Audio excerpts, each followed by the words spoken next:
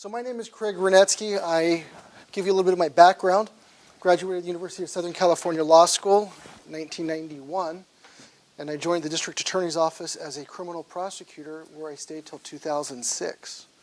During those 16 years, one of my areas of specialty was with what they call Watson murders, which are among the most serious DUIs because those are the ones where there's a dead body involved.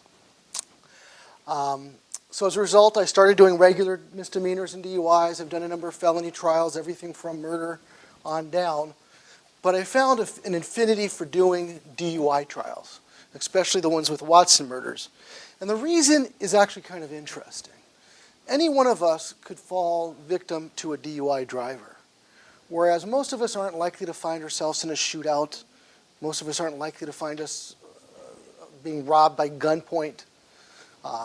But we could just be driving home, and the DUI driver out of nowhere could come and kill us. So I found it to be very aggravating as a prosecutor, and that's what I specialized in. When I left the district attorney's office, I just couldn't get it out of my system. I had to go back and continue to do DUIs.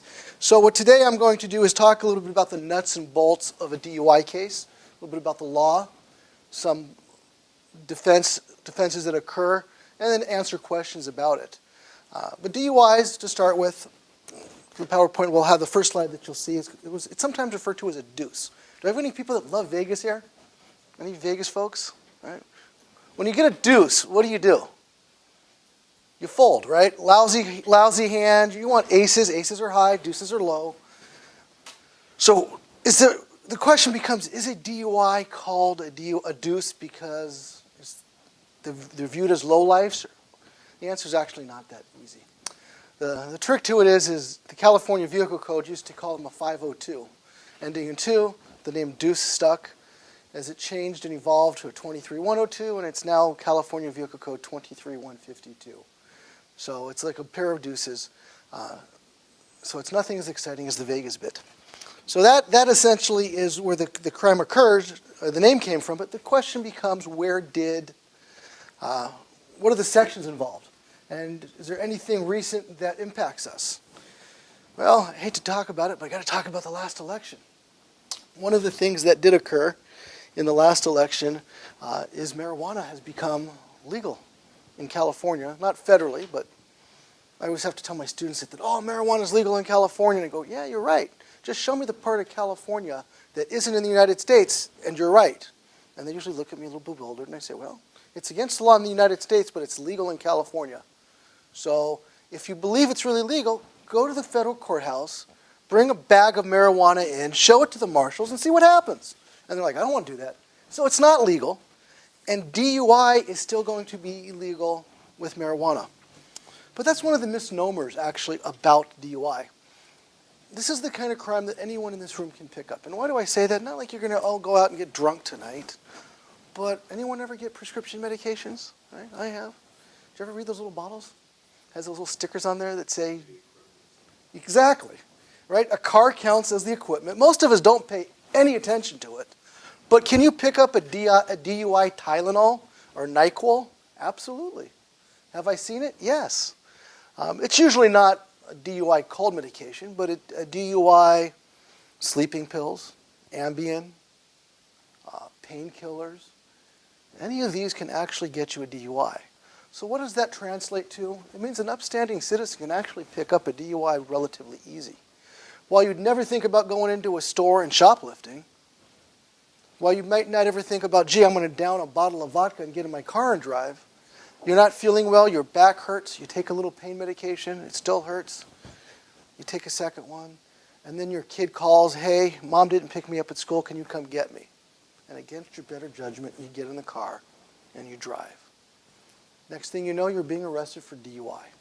So that's one of these things that it's a little bit frightening, but it could happen to anybody. So let's talk a little bit about the basic DUI crimes. Any questions up to this point? I've kind of laid out a little bit of the groundwork, but I want to get into the meat and potatoes. 23152 of the California Vehicle Code. DUI.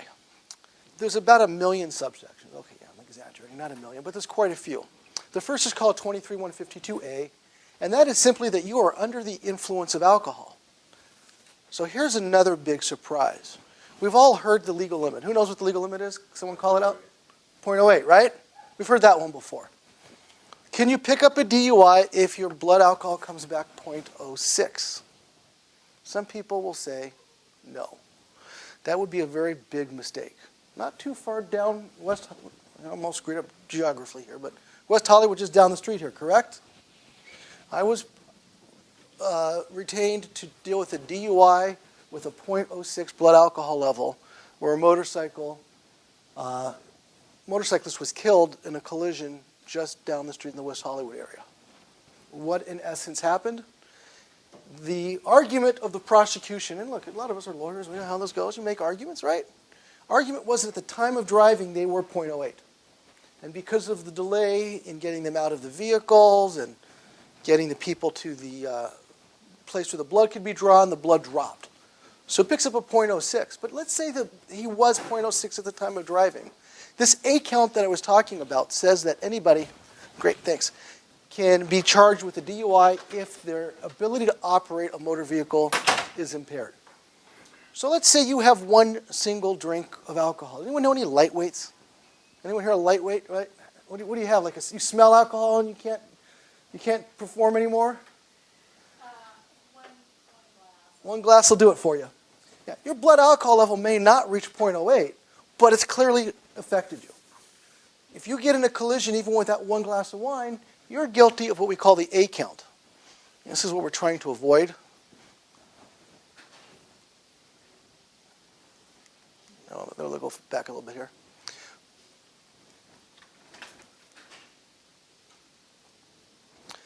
So that's the A count. The B count is a specific number. It's 0.08. Anybody know a heavyweight alcohol person that they can drink a bottle of vodka and you say, hey, can you say the alphabet? And you think they're going to go A, B, C, and they're going Z, Y, X, and they're doing it backwards. Right? I mean, they're just like amazing. They're guilty of the B count. It doesn't matter that they are perfectly sober. The fact that their blood alcohol level goes above 0.08, they're guilty of the B count. When you are arrested and charged with a DUI, they charge you with both counts. Thus, they get the lightweight and they get the heavyweight drinker. It does not make a bit of difference. You can't be punished for both, but you can certainly be convicted for both.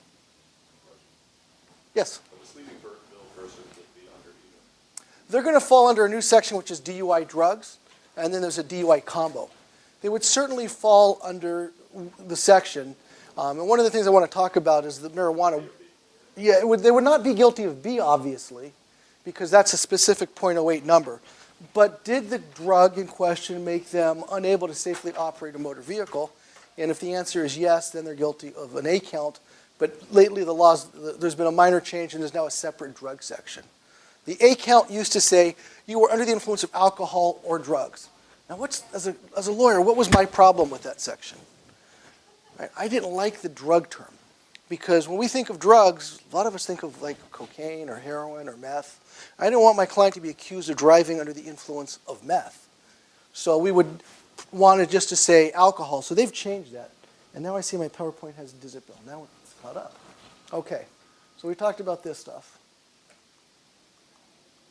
And I'll bring up the two sections. Oh, by the way, the standards changed. In 1981, it simply said that you were intoxicated. DUI, it is not drunk driving. As a prosecutor, I would constantly argue that. When we think of a drunk, what do we think of? Now, this is Beverly Hills. We probably didn't step over any on the way into the building today. But you know what I'm talking about. This is your bum. This is the chronic alcoholic. This is the guy that drinks a bottle of whiskey every night before they go to bed. Intoxicated is somebody falling down drunk. Does not require a drunk. That's what somebody that is drunk is. The law simply requires that you be under the influence or an impairment. So that change took place in 1981. And now we have an example of what I would say is a drunk. Let me show you this quick little clip. This would be DUI. By the way, let's throw some legal questions out there. Could you pick up a DUI like lawnmower? Excuse me? Could you pick up a DUI on a lawnmower if you're driving around one of those things or a golf cart? What do you guys think? You're not on the road? Well, like some country clubs, they do go through a public road. But if you were, Does a DUI have to be in a car or truck? Does not have to be. It does not. It has to be in a vehicle. But does DUI boat? I've actually prosecuted DUI boating up in Pyramid Lake when I was a prosecutor, and I also prosecuted DUI airplane. Okay. That one I haven't seen yet. I'll have to see if I can somehow get that one. Two exceptions to what a vehicle is, and one of it is if it's on tracks. Interesting. And so that's why trains aren't considered vehicles. And the other one is if it's powered exclusively by hand or feet or body. So that's why a bicycle is not. I'd love to do a DUI monorail at Disneyland. That's my career goal now. You've given me a new career goal. But yeah, what about this thing? Let's see if we can make this one play. Oops. Come on. This is one that my students love. Let me go push the button. I don't think that's going to work for that.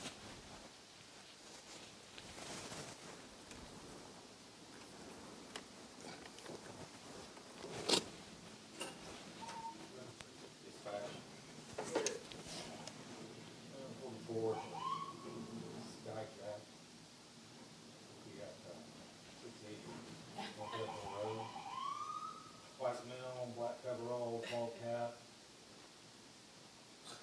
white t-shirt.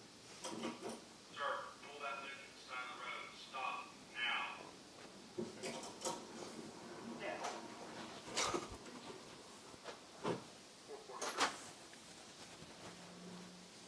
What the heck are you doing out here? I'm working a job site right there, man. Right down there, what are you doing down there? What are you doing in this thing? I've been selling some lunch, sodas and whatnot for the guys. What's your name? Steve. Steve? I couldn't have you driving up down the street in a Skyjack. You're sitting on beer. That's what happened. I'm not drinking. What about that beer there I saw you drinking coming down the driveway?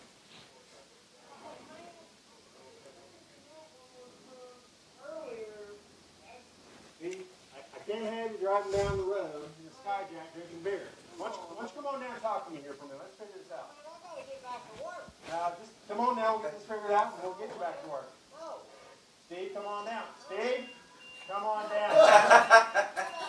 I'll tell you what, Steve, we can do this the easy way, or we can do it the hard way. Come on up. The hard way, on the way to jail, we're going to stop by the hospital. Oh, maybe I'll bring them. Maybe I won't. Maybe I won't. Steve, Come get me. come on down. Just come on down, let's work this out, get you back to work. Why don't you just go on your way and I'll go on my way. I'm giving you one more chance, Steve. Come on down the easy way. I know my rights. All right, you want to play it the hard way? I'll pay your salary. You want to play it the hard way? I'll pay your salary. I'll pay your salary. Are you going to come down, or are we going to bring you down, Steve?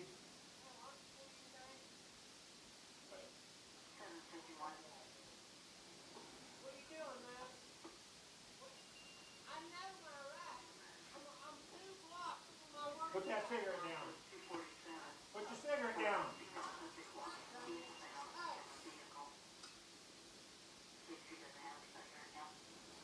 Want me to come in, or you want to come over here? Wherever you get. Come on, man. Hey. Well, stop resisting. All right, you get the idea.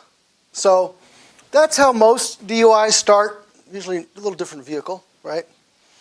Typically it's a car, but it's a traffic stop.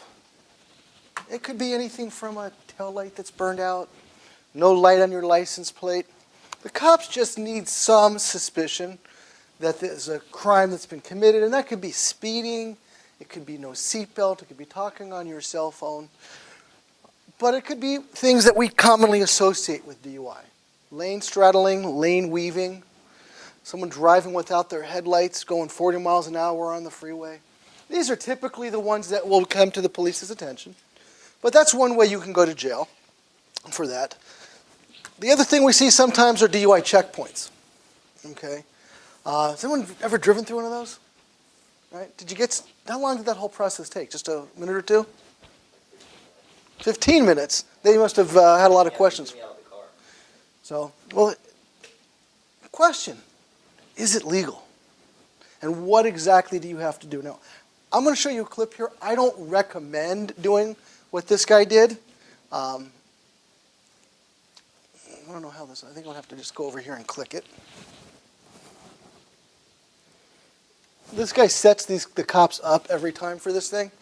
I'm going to just show you part of it. He really bewilders the cops. DUI checkpoints are legal. They do have to meet certain requirements. They're generally well announced, which is kind of neat.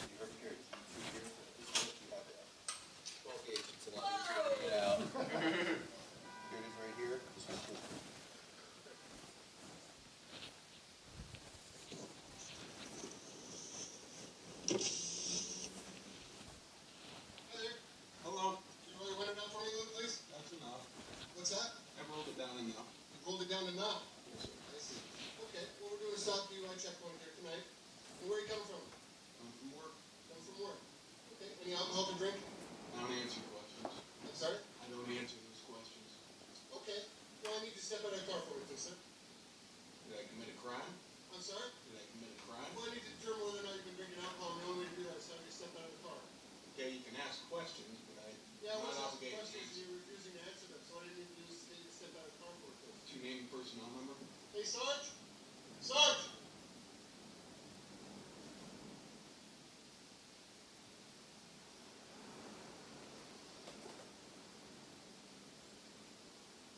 The gentleman refusing to answer questions and refusing to get out of the car.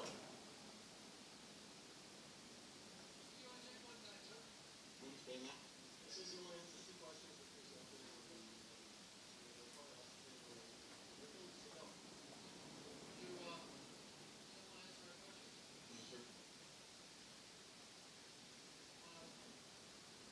I'm not obligated to answer any questions of a suspicionless search, sir. Did I commit a crime? I can hear you just fine, sir. I can't hear you, it's loud out there. Thank you, sir. Do you understand what we're doing out here tonight, sir? I can. Okay. The trooper asked you a question, basically asked if you have anything to bring tonight. Okay? For us to conduct our business, it asks for a response from you. Okay? Okay. Am I being detained or am I free to go? You're being detained at this point, it's a checkpoint. Under suspicion of what crime? It's a DUI checkpoint, sir. Are you suspicious that I've been drinking? Absolutely, that's what we're doing, the whole, everyone is being stopped tonight. You had the opportunity to make What's your name and personnel number, sir? I'm sorry? What's your name and personnel number? My name is Sergeant Cook with the Nevada Highway Patrol. All right, you can see where this is going, right? Probably going to end up going to jail is what you would normally think. Is he technically right, legally speaking? The law lets you be briefly detained for a quick evaluation. If they don't have something else to get you out of the car, they're probably going too far here. One of the neat things about a DUI checkpoint, and for those that went through it, do you guys remember those big, ugly orange signs that says DUI checkpoint ahead? Anyone, do you guys remember that at all? Do you remember that at all, seeing those signs? They're supposed to put up big signs, and they'll have those flashing billboard things, those mobile carts that they put up with big lights that says DUI checkpoint ahead. All of those are somewhat required by the law. There's a case that came out that talks about all that. They announce them in the newspaper. You're supposed to have an opportunity to avoid the checkpoint if you want. The signs are supposed to be posted before the intersection, giving you a chance to avoid the checkpoint by turning away. Now, what tends to happen if you're drunk? You crash into those signs. Right? You go, what is that? Pay no attention. Or you will say, oh, wow, there's a DUI checkpoint. I'm drunk. I better get out of here. And you'll make an illegal turn, or you won't put your blinker on. And they have cops that are sitting there watching those turnoffs before and looking for a violation. Now, being a good criminal defense attorney, I have driven through many a checkpoint just to find out what happens. I'm always careful to signal. I'm sure to make sure that I have a front license plate. No legal basis to stop me. And I have never been stopped trying to avoid a checkpoint. But most people, most of the drunks, just they don't do that. So this guy, I think, goes around intentionally challenging the cops on it. Some of those people demonstrate their impairment in other ways. Yeah, they just can't avoid it. It's kind of, it's an attractive nuisance almost when they see that. They just have to drive through it. Let me see if I can get back to the PowerPoint here. So that's another way, is the checkpoint. And then, of course, there's the scene of an accident. If you're in a traffic collision and the cops roll out and they think you've been drinking, they're going to begin a DUI investigation. This is actually one definite way to get yourself checked by the police, and that is to rear-end a sheriff patrol car. Rear-end a sheriff patrol car. That's what this clown did.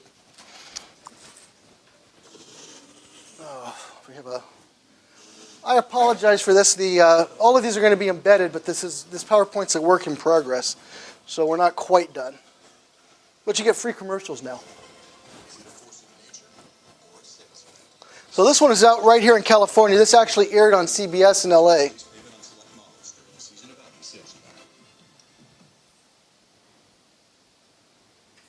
Bad night got worse for a suspected DUI driver in the Inland Empire when he rear-ended a car in San Jacinto.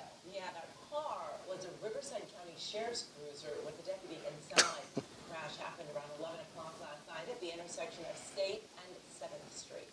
Joy Benedict is live in San Jacinto this morning with the latest for us. What can you tell us, Joy? Well, just certainly a very terrifying night, obviously, for that deputy and all the other deputies that were working here for the Riverside County Sheriff's Department in San Jacinto. The good news is that deputy is at home this morning. He is recovering. He's going to be okay. The other driver, well, he's in jail. Take a look at the video, though, from last night. It was just before 11 o'clock, and that's when investigators say the driver of the white Chevy Cobalt was heading down the street and did not stop. What do you think? Is that going to cause a DUI investigation? Yeah.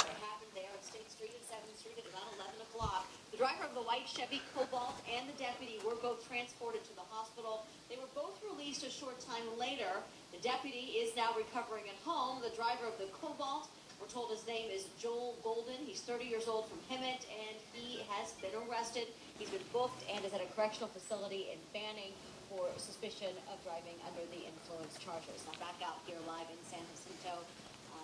A lot of deputies still working, obviously, despite this situation, but just always a very frightening situation. Whenever you're on patrol, you don't always expect someone to run right into the back of you, is what they're telling me. So. All right. So those are your 3 ways into the system.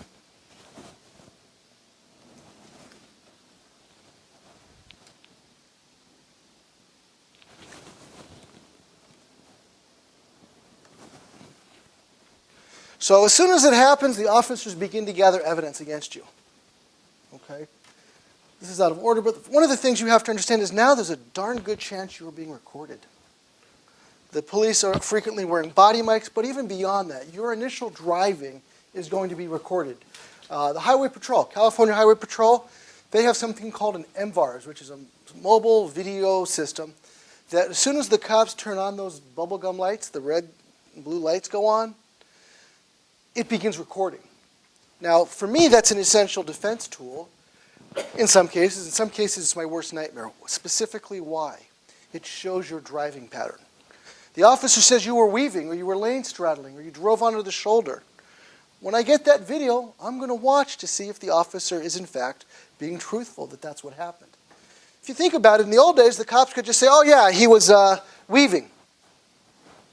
Well, how would we prove otherwise? So now we have solid proof. So your driving's bad, we're going to have a video of it, which is a great tool for the prosecution or the defense. It really depends on the facts. Okay? And there's those questions. Everyone dreads that question. Sir, how much have you had to drink tonight? At that point, things are about to go downhill for you in all likelihood.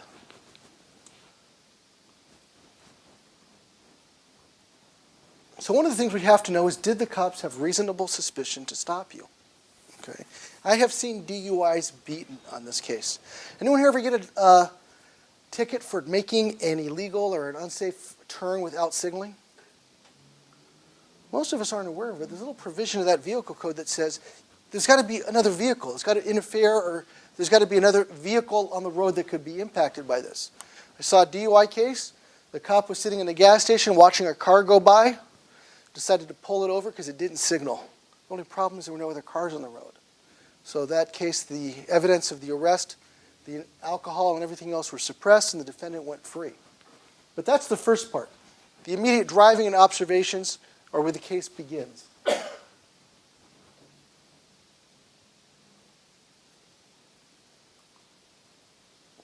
So we have the dreaded thing. Now you've been pulled over. Sir, can you step out of the car? You heard the officer say that. They like to say that, right? They're going to ask you to do just certain things. Yeah, all right, that's true. Man, when you step out of the car, that's probably not much better. But now you're going to be taking some tests. Who here loves tests? My students hate them. I just gave a final exam yesterday, and they're like, oh, another test. Right? When I finished the bar exam, I was like, oh, good, no more tests. But in DUIs, there's a series of tests that you're going to be given. The first are known as the standardized field sobriety tests. Some people shorten and just call it an SFS, an FST, field sobriety test. These are your roadside tests. Okay? Let's take a quick look at these sorts of things.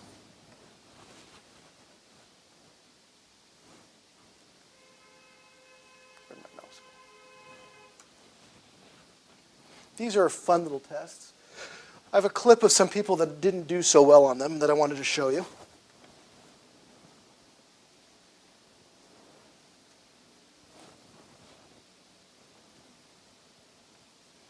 This is the one back at the station. You'll see the next one comes up is a field test. So this would be the breathalyzer.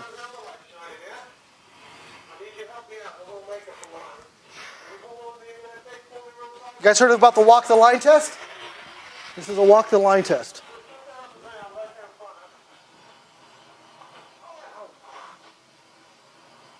I'd say he's going to jail. What do you think? This guy went to jail, and he had to pass the test, too. This is the breathalyzer test. Okay. I'm going to take your driver's license out of your wallet.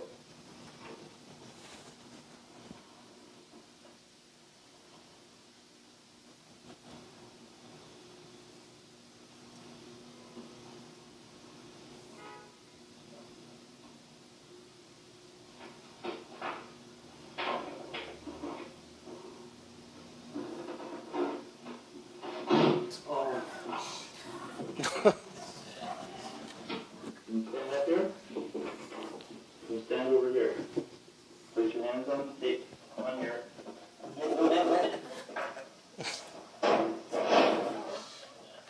I don't think he's going to pass. I don't know about you.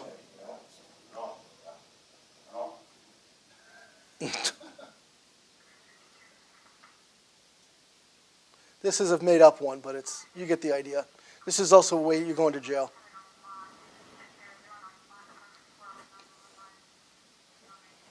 All right, so sometimes, one of the fun things about DUIs, in a weird sort of way, is people do the stupidest and they say some of the dumbest things. The first two are real videos. I can see that occurring all the time. But the field sobriety tests are the tests that are designed to work on your divided attention. All right, who here can actually, pat their head and rub their stomach? How's that thing go? I never was very good at it. Right? There's that thing that all the kids do saying you can't do two things at once. Right? It's called divided attention. Most of us can have a lot to drink and do one thing and continue to do it well. But when you ask them to divide their attention between two separate things, that's when things go downhill. Driving is a divided attention act. You have to keep your car within your lane. You have to watch your speedometer, keep your speed in control. Nowadays, you got to be changing your radio station and playing on your cell phone, right? People cannot do four things at once. When you have alcohol, it begins to impair your ability to do those sorts of things. And that's why the person will be weaving, can't stay within their lanes. All of these things start to happen. These are what these field sobriety tests are designed to do. They are also designed, and in order to understand the design, when the walk the line test, has anyone ever had that fun? They just say, like the officer was showing, walk a straight line. They want you to keep your heels and toes together, and they want you to take how many steps? Do they want you to take 10, which would be a nice, easy number? Of course not. They want you to take 9 steps. Why? because now you need to pay attention to the number of steps you take. You need to pay attention to whether your feet and heels are touching, and that's where they'll see the impairment. They will do things like look at your eyes to see if you have a nystagmus. That's a bounce in the eye. They're going to do things like look for other symptoms, like do they smell alcohol in your breath? Are your eyes red and watery? They're going to ask you if you can touch your nose. They'll ask you if you can stand on one foot. They'll do different things to test your abilities here. Here's the thing that you have to understand about these tests, and as a defense attorney, I spent a lot of time working with them. Any one of these tests, your failure to perform could be explained for any number of reasons. Why are your eyes red and watery? Because I was tired or I was crying. Okay. Why are you unable to walk a straight line? Well, I didn't see a line. Right? Most of the time when they stop you on the freeway, they don't have these pre-painted lines. They ask you to use an imaginary line. I don't know about you, my imagination sucks. I'm not very imaginary, so I have trouble with that one. There's a sway. If I was to ask someone to come up here and do these tests, there would probably be a natural sway.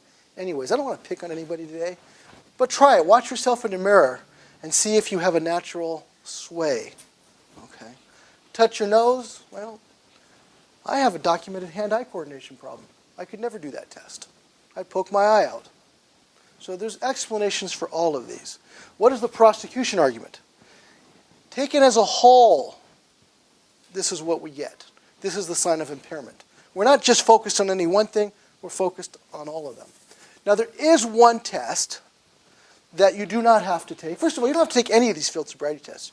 You have an absolute right to say, you know what, I'm not taking your tests. There is no legal obligation to take any tests in the field. And that includes something called the PASS device. It's a preliminary alcohol screening device. It's a little handheld thing. You've probably seen it. In fact, I have one to show you in a minute. But you breathe into it, and it shows whether or not you are, it gives you a preliminary idea whether you've had alcohol or not. Okay?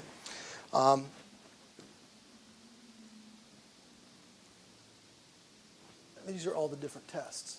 Let me show you this PASS test one.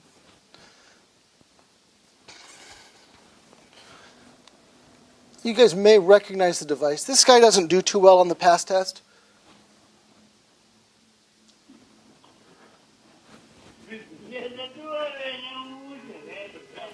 See the little handheld device? That's the PASS test.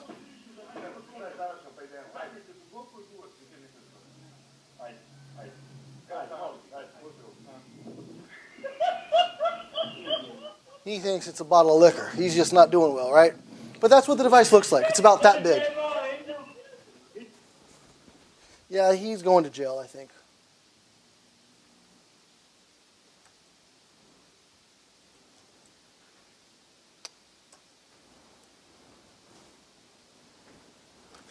You don't have to take that test. If you're a juvenile, you do. If you're underage, you don't have a choice in that one. You have to take the test. But for adult drivers, it is not required. What happened here?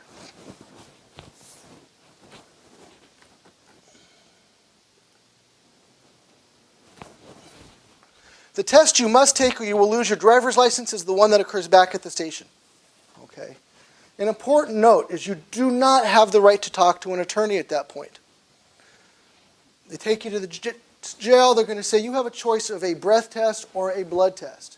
If they believe you're using drugs, they're going to tell you you have to take a blood test. You can refuse that test, but it's going to cost you your license. First time, 1 year. You lose your license.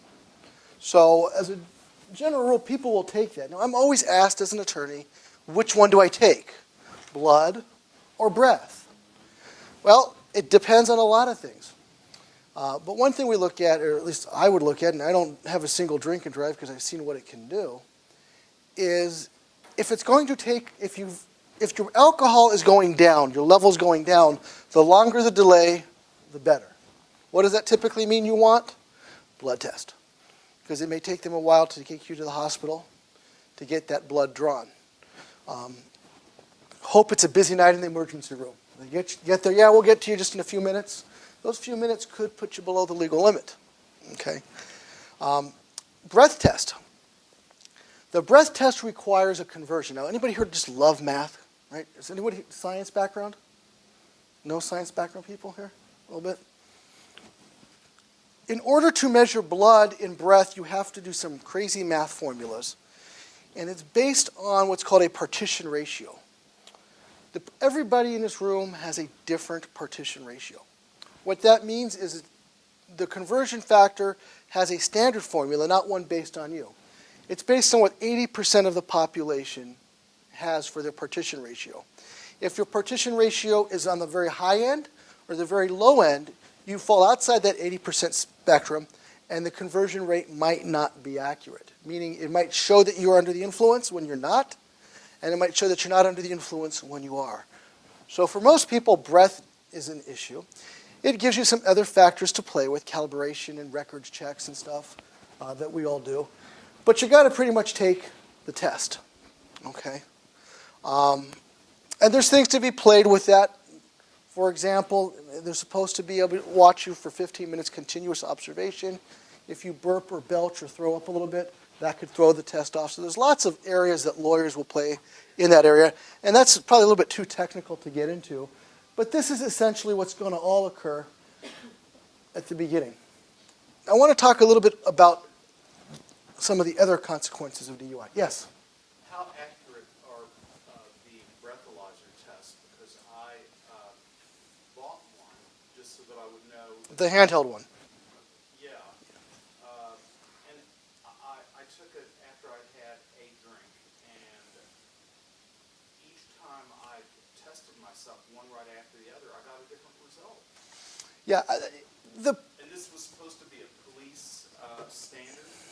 The problem is a lot of times mouth alcohol. So if you had just had that drink and you take it, you're going to have residual alcohol in your mouth that could impact it. It depends on the model. Some are designed to detect that. The ones at the station, those are designed to detect mouth alcohol. California requires there be 2 tests given for a breath test to be admissible or to be used. If they only have one, they can still try to get admitted, but it goes to the weight. But here's the problem. If those 2 tests differ by more than 0.02, then they have to do a 3rd test, okay? Because of that factor. The tests are not infallible. The problem is most jurors in the good old CSI days, if it's scientific, they love it. What does that mean for me as a defense attorney? I have to bring in my own expert to explain why they don't work and why they can be misled and why they can be inaccurate.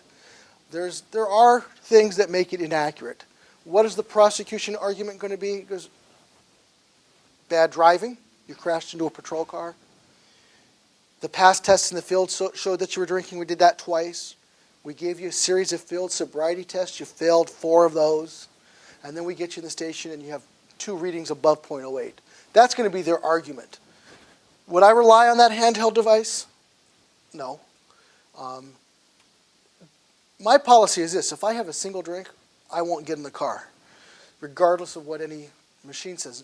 Not because I believe I'm intoxicated, but even a slight alcohol, if there's any impairment and it could make a difference between life and death, I don't want to mess with it. That's why those devices, by the way, are not considered admissible for results, but just to show the presence of alcohol, to show that you had been drinking. If you want a really good device, then you have to buy the expensive one that has to be maintained, and that would have probably given you a more accurate result. But that's a good question, though. Any other questions on that one?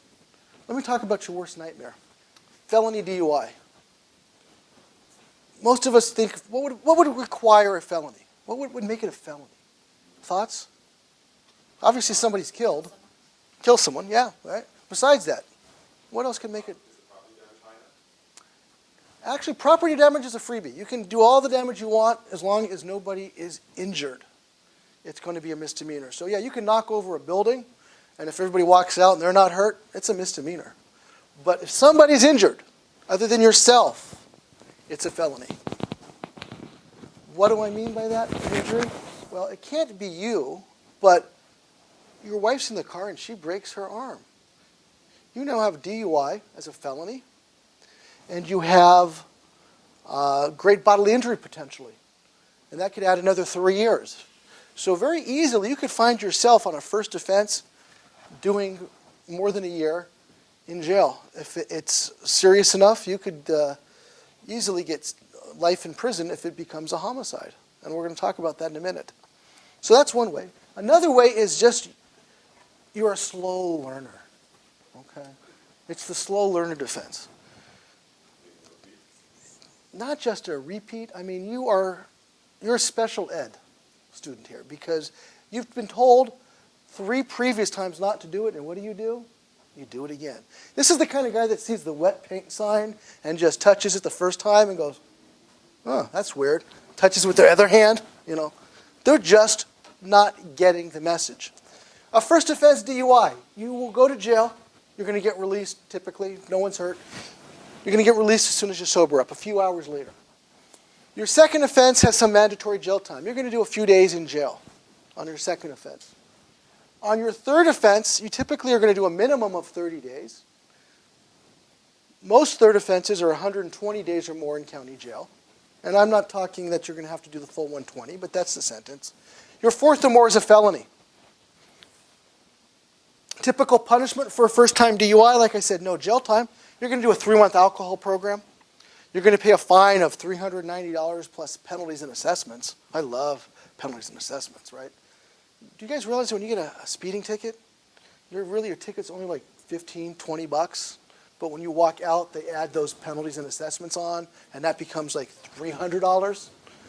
That's because the state's broke and they've added all these taxes and fees onto a ticket. A security fee, a citation fee, a booking fee, the state's broke fee. So yeah, a $30 ticket can easily become a huge amount. So that $390 DUI fine is closer to $2,000 on the first offense. Okay, multiple offenses, it can go even higher. So that's a little bit of the punishment. But DUI felony of fourth or more becomes a felony. Injuries, it can become a felony. DUI drugs, multiple ones again, become a felony. And again, that includes legal or illegal drugs. What happens if you're taking, let's say, back pain medication, and you don't know that that's having any impairment on your ability to operate a vehicle? You're probably out of luck. What the prosecutors in all likelihood going to do is going to point out the fact that that bottle warned you to be careful operating heavy machinery. They're going to prosecute you for DUI. Whether you can convince a jury that it was an accidental DUI and whether that would even legally help you is another question. But you're going to go to jail. You're going to get arrested and prosecuted. They're not going to simply go, oh, it was legal. I have defended many a case of DUI, legal drugs. And the typical response I get from the client when they sit down with me is, well, I wasn't doing anything illegal. Well, taking any sort of drug that impairs your ability to safely operate a motor vehicle is enough. And that's why I say DUIs are scary, because we all take medication. So it does happen. You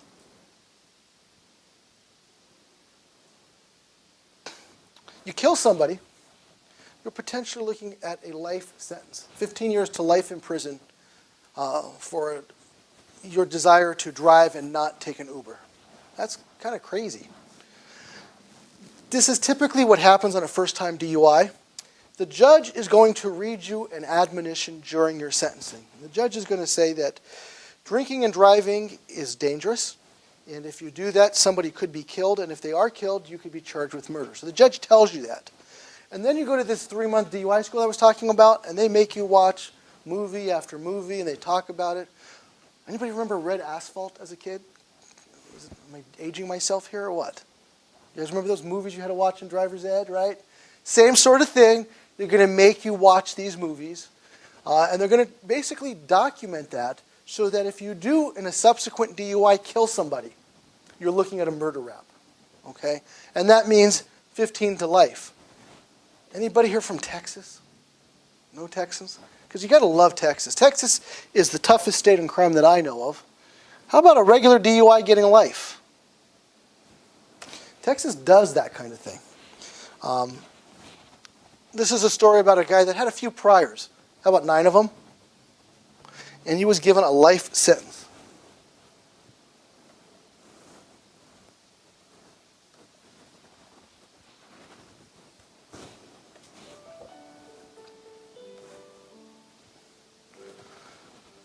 I'm sorry again for the fact that the PowerPoints were not completed yet, but this is a work in project. My son is my PowerPoint expert, and he's busy in college in Middletown, Connecticut, so I have to wait until winter break when he will perfect these.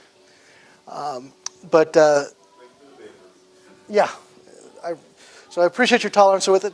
So here's a guy in Texas that's going to get hammered for his 9th DUI. How many of you screw up something 9 times? A Texas man convicted of DWI for the 9th time will be spending the rest of his life in prison. Last month, the jury found 52-year-old Bobby Joe Stovall guilty of driving while intoxicated. A judge has now sentenced him to life in prison. In July of 2009, Stovall crashed his truck in Round Rock, Texas. A blood sample showed his blood alcohol level was... He's not doing real well in those tests, huh? 4 times the legal limit in Texas. Stovall has half a dozen convictions for other crimes as well. So, quite rightfully, we take these things very seriously.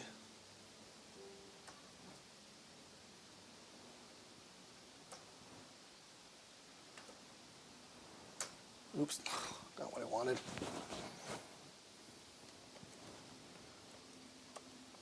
In North Carolina, it used to be that you would go into a bar and you would get a drink, and they would offer you a plastic or paper cup, and they would say, "This is, for you to go, your takeaway." You know, I'll tell you what's an interesting thing along those lines. In California, you can buy liquor at a gas station, right? Think about that. Some states don't allow that. Why should a gas station, when you're driving, sell alcohol? But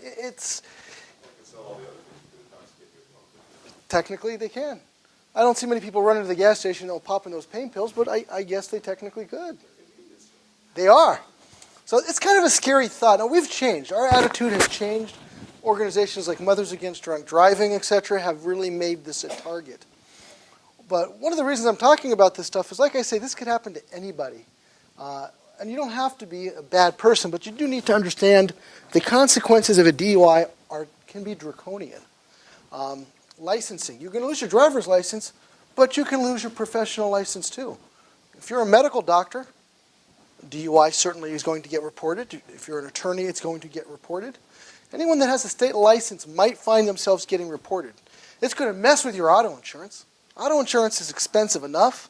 I think I got 2 kids. I'm paying like almost, $4,000 a year in auto insurance or something crazy. And they're good drivers, but, right? Jail or prison. And there's immigration consequences too. If you have enough DUIs, one of my practice areas is immigration. You have enough DUIs and they classify you as an alcoholic, you're going to have immigration trouble. If you're here with temporary protected status and you pick up a couple of misdemeanor DUIs, say goodbye to your ability to be here legally. So these are all serious consequences. In my practice, I represented a number of athletes with DUIs. And I can tell you that these athletes, when they pick up their DUIs, one of them is a real big boy. He was a football player for the Seahawks. So it takes a lot of drinks to get to that level where he's intoxicated. But when you go back and you talk to some of these people afterwards, they will tell you that, you hear stories, people playing a wall drunk. I don't know how they could do it because I couldn't do that stuff sober. So some of them have a very high tolerance. But this is going to have an impact on their professional life. Okay, so these are all serious things that come from a DUI. So that is my presentation. Like I do say, I do practice criminal law, so I do everything from traffic tickets through murder cases, through big-time federal junk. So I was going to open it up to some questions about DUIs or just about some of this practice in general, and see if I can answer them for you. Other than the obvious question of how to beat a DUI, and that's actually very complicated, but can DUIs be beaten? Absolutely. It does depend on the fact pattern. I'm not an expert on it. I have a feeling that video was fake, by the way. The beginning one, not the scissor lift. If it has an engine and it's on a public road, it's going to be considered sufficient. You can't pick up a DUI horse, for example, because does not have an engine. But if in that case, the lawnmower would. The pushing one, I don't know. It's a good way to burn off your alcohol, right? Yeah. What treatises or secondary materials do you recommend to learn more about DUIs and how to defend them? The problem is there's a great one by Lawrence Taylor. There's one by Kuwatch. There's a few that are out there that I use in my library, but they're thick. The problem is DUIs are split into two sections. There's the DUI court part that I've talked about a lot today, but there's other treatises that are just dealing with the DMV. Some people, the loss of a driver's license is almost worse than any jail time. They'd rather do a day or two in jail, but they need their car to survive. This is not New York. This is not D.C. We have, not Chicago. We have a metro system that really, I'd have to walk 2 miles to get to the darn bus, so it doesn't work. So there's a lot that's focused in on just that. But Taylor is a good one to start. But they're not compact. I remember in law school we used to like those little note. No, these are huge binders. You get a question? Yes, I'm sorry if this sounds a little basic, but you mentioned that at the station you must take a test. But just getting pulled over at the scene, you can still refuse those on-the-field tests, right? Yeah, you can refuse. So what would you recommend for someone? And I'm asking this question because I have a lot of friends, a lot of family, and they've done stupid things at the scene. What do you recommend they do? Just ignore everything and go to the station? Or? It really depends on how intoxicated you are. If I know that I've had nothing to drink, I might agree to take the test in the field with the breath, just because it's going to save me the hassle of going to the station. If I think I'm borderline, I might want to do tests in the field, especially if it's going to draw out the time period. If this is real hard to tell, but if I think I'm at an 08, I'm going to take those tests in the field, but I'm going to have the officer explain it at least twice so that it makes sure I understand. I want to make sure I do this right, officer. Can you explain to me one more time exactly what I need to do? If I can add an extra 10 minutes to those tests, it might fall down. So it really depends on the situation.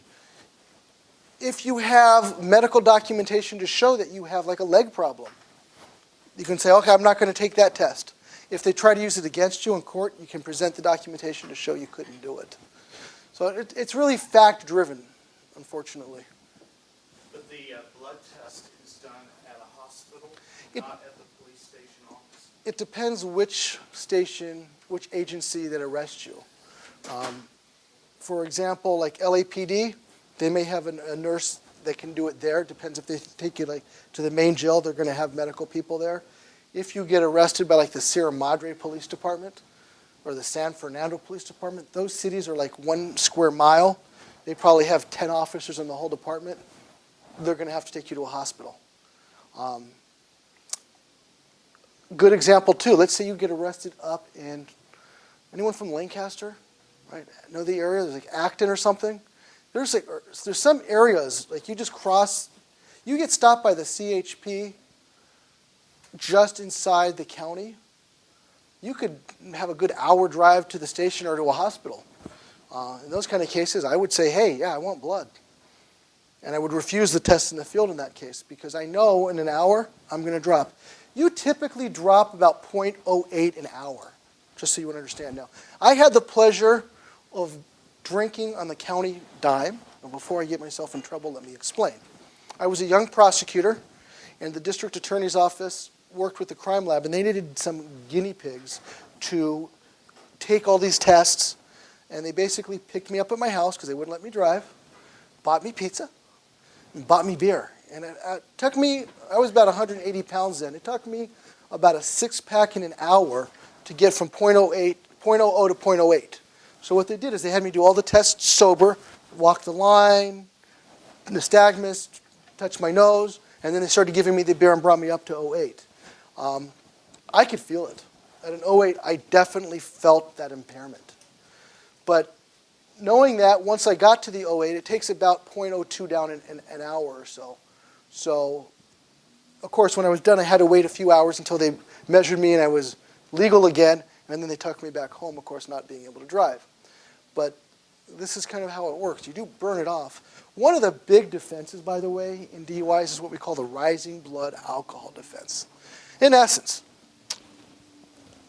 you guys thought I was drinking water today, right? This was actually vodka, right? Can I drive to the Beverly Hills Courthouse if I was to chug this right now? Pretend it was full again. Would I be DUI? The answer is no. Why? Because if I drink this full thing of alcohol right now, well, this is LA. It could take me an hour to get to the courthouse. But if it only takes me, okay, so I could maybe walk there faster. But if I could drive there in 5 minutes, will this have entered my system? Right. So, but what happens if I get a flat tire right over here at this light and the cops roll up on me 15 minutes later, right? I am DUI as far as they're concerned. But guess what? I'm not guilty because I was never driving under the influence. I drove there, and when my car got the flat tire, as I was waiting for the car to be fixed, my blood alcohol level rose to above 0.8. That's called a rising blood alcohol. That's sometimes used as a defense. Then, of course, remember, it goes up and then it goes back down, so it's got that little pyramid thing. So you want to potentially look at the times. These questions become critical. When did you last drink? And there's some fun tools out there, by the way, where you can put in your cocktail. Okay? I had 3 beers, 1 vodka, and a screwdriver, and I don't know. I weigh this much, I'm this tall, and it'll tell you approximately what your blood alcohol level is. So if you want to play with that, that's something you can certainly take a look at. So I've thrown a few of the defenses out there. There's a lot of defenses that I've learned over the years. This is not magic. This is like any other case. It has to be evaluated individually. But DUIs are an interesting thing because it's a little bit of science. Yeah. Is it true that you can get arrested for DUI if the car is, like, if your car, let's say you were driving home and you realize, you know, you shouldn't be driving, and you pull over and you're not driving, let's say you fall asleep, but you know, can they still arrest you? I heard if you're in the passenger side, it's okay, but if you're in the driver's side, even if you aren't driving, They might be able to arrest you. Whether that is to me what I call a winnable case as far as a defense attorney goes. Unless you do, which is what most people do, is they talk to the cops. And when they say, were you driving, where were you coming from, when were you driving, you start answering questions. I always tell people if that's the case, if you pull over, go run to the liquor store or the gas station near you, get a 6-pack of beer, pour 1 on the floor, drink a couple, keep the receipt, tape it to your steering wheel, and if the cop says, when did you drink? You can say, oh, yeah, 2 minutes ago I went to the gas station, brought some beers back. Are you guilty? Not at all. You see, don't talk to the cops. Again, they have to prove you were driving. So if you don't tell them you were driving, especially if you're sitting in the passenger side, they say, where was the driver? Oh, he went to go get a copy of the U.S. Constitution, you know, that thing with the 5th Amendment, right? They're screwed. They are completely out of luck in proving a DUI against you. But most people are like, well, I had a beer 2 minutes ago. Or I had a beer and I'm coming from the bar. That'll do it. So yes and no. It really depends on what you tell the cops. I had a client not too long ago that was arrested for DUI because they got in a fight with their husband. They were both drunk. And they left their car right at the off-ramp of Ventura and Sepulveda, like in the intersection. I'm like, okay, well, this is a beatable case because we can't say who's driving. And then I get the report, and you can hear on the video, oh, yeah, I was driving. Well, that pretty much ended that defense. Any other questions? No one wants to know how to beat the red light camera tickets? Oh, okay. Don't have the car registered in your name. Yeah. That's what my wife's name's on my car, and my name's on her car. Not that I go running red lights, but it works.